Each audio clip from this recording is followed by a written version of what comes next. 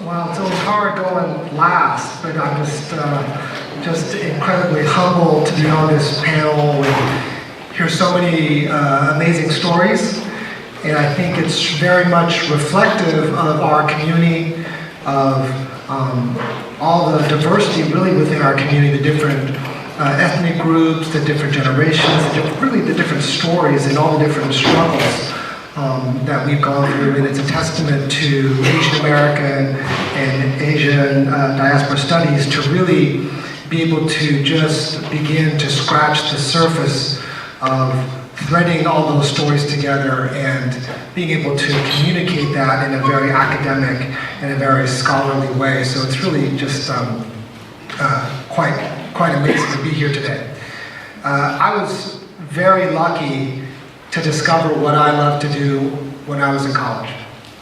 And that happened in classrooms like this. It happened outside in Sproul Plaza in Dwinell. And it really changed my life. This college changed my life. Asian American Studies, back then, which is what it was called, changed my life. I had come up to Berkeley from LA. I don't really talk about it much because I represent San Francisco now. It's not really a fact I advertise. But I grew up in a fairly sheltered suburb with very little diversity and frankly, even less diverse thinking. What I love about Berkeley is really the kind of people it attracts. The students, they would care about not just what was on campus, they cared about the city of Berkeley, they cared about California, frankly, they cared about everything that was going on all around the world. My freshman year in the dorms was like a civics lesson, but the civics lesson didn't always happen in the classroom. It happened in all my talks with all my classmates, when I was going back and forth between classes, at night in the dorms, or as I started getting much more politically active in all the various student organizations here on campus. And one of those issues that we discussed, which was a very hot issue then and has become a hot issue again today, was around admissions and how people get into Berkeley and how people get into elite educational institutions. That has now become a hot issue once again for our community. And as many of us as Asian Americans, we were told very young to aspire to go to college.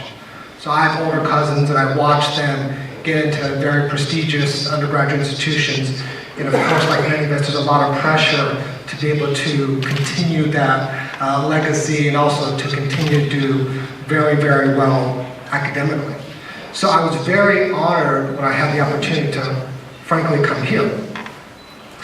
But I wondered, once I got here, how many people were left behind? And it goes back to your story about the refugees at the boat, when you have to say goodbye to people. All of us have this extreme honor of being able to get in. But there are also communities that are left outside those doors. So equity and access were always issues that back in school were important.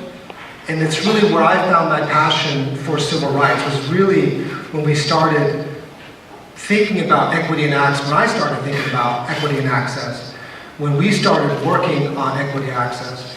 And I was very lucky at that point because there already was a student group at the time looking at Asian American admissions and whether or not there were discrimination and whether or not Asian Americans couldn't get into Berkeley. And I think what you would find was very interesting because we always think the people who can't get in are the people who have the straight A's, or the people who are perfect, or somehow were discriminated against. And what we discovered at Berkeley, which really, if you think about it, shouldn't really be a surprise, and I was in Berkeley in the late 80s, early 90s. What had happened was, and we discovered this through the work of a lot of faculty, a lot of community members. One of them is here today, Professor Rin-Chi Wong, who was really sort of our political ringleader back at that time. And we discovered that you had a vice chancellor who was in charge of admissions. Asian American numbers were going up. So when they come after people, they don't go after the straight A students who, went to Berkeley High down the street. Who do they go after? Well, they go after the poorest Asian Americans. So we had a category that was called socioeconomic status. So it was a category that was really for admitting low-income Californians. And at that point, the category racially really made up of primarily Asians and whites. And so this vice chancellor, interesting enough, decided to set a floor for SAT scores. And if you talk about SAT scores, the number one indicator of how well people do in college isn't your English, it's generally your math score.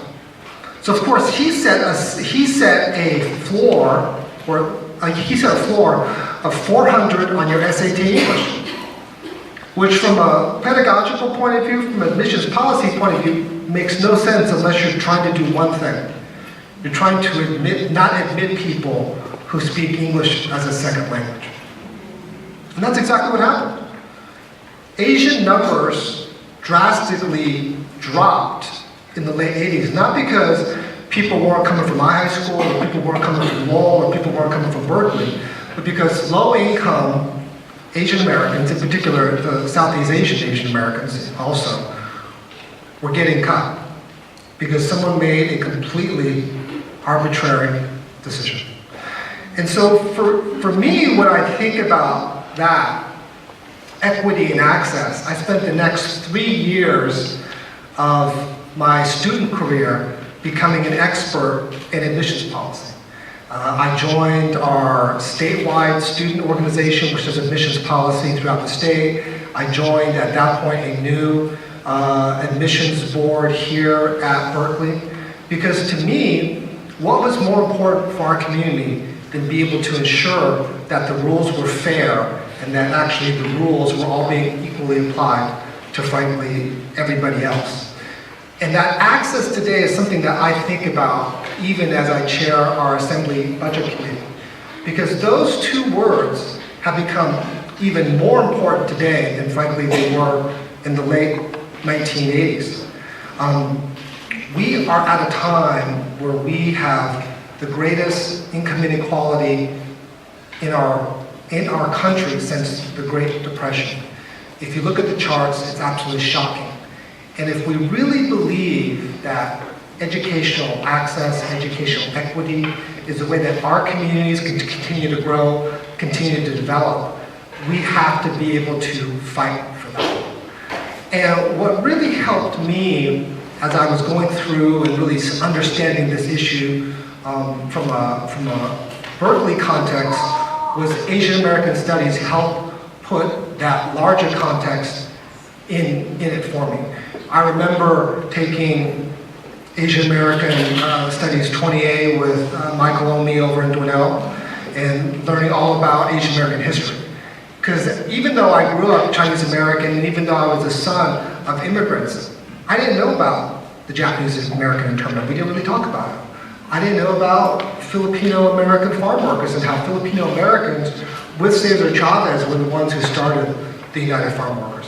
I didn't know about all the different immigration laws that had been passed through the years, whether it was the Chinese American Exclusion Act, whether it was the anti-marriage laws, or it was all these set quotas against people for being able to come here. And also, more importantly, what Don talked about in the 1960s when immigration laws all of a sudden were changed to allow for family reunification. How all of these policies impacted my personal existence. Asian American Studies finally put my life into some sort of logical, cultural perspective.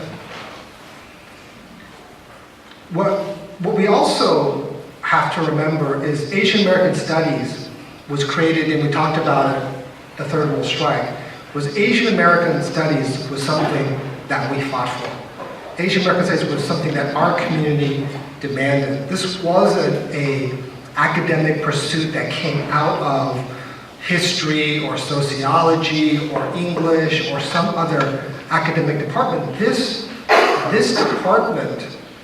department in all its disciplines, all its academic pursuits came out of a struggle that we had to fight for. And that fight absolutely continues today. With the shocking stat that 50 years later, we only have 30 departments all across the United States, when you've seen our population go up 20-fold since that time in 1968. It's astounding to think that we still have to absolutely demand respect, fight for respect in Asian American studies. What I think about is really, in particular, how this fits into what we are fighting for in the larger context.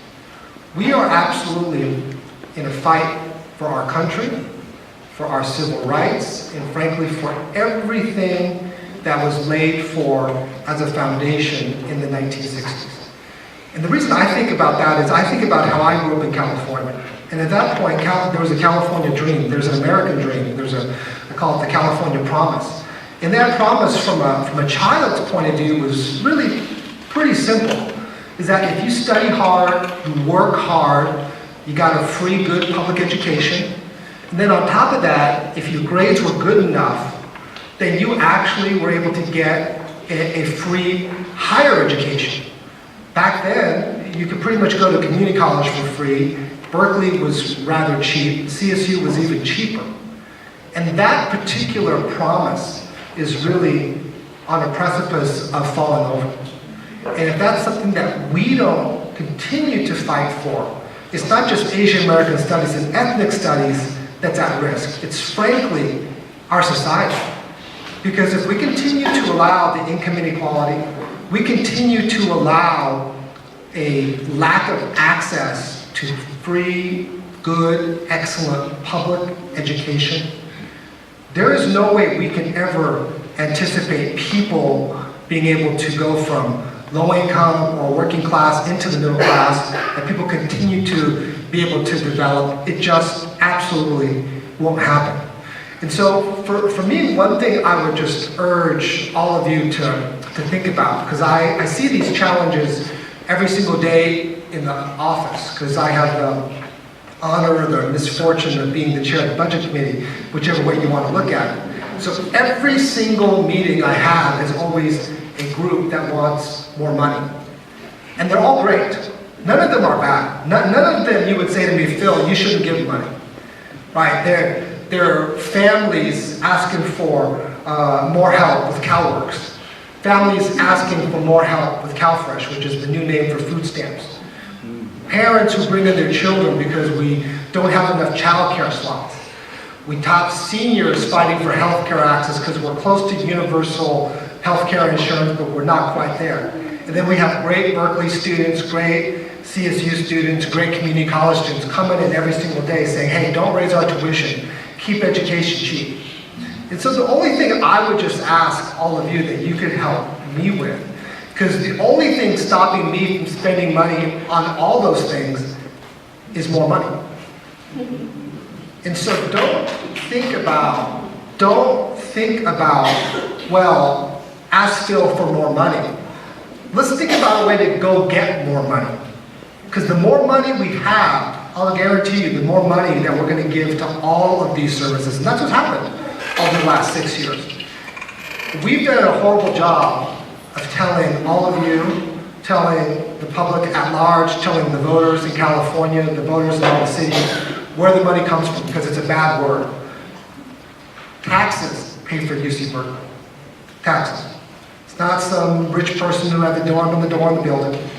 You know, it is us. Us as taxpayers pay for places like this. They pay for Berkeley High School. They pay for the elementary school down the street.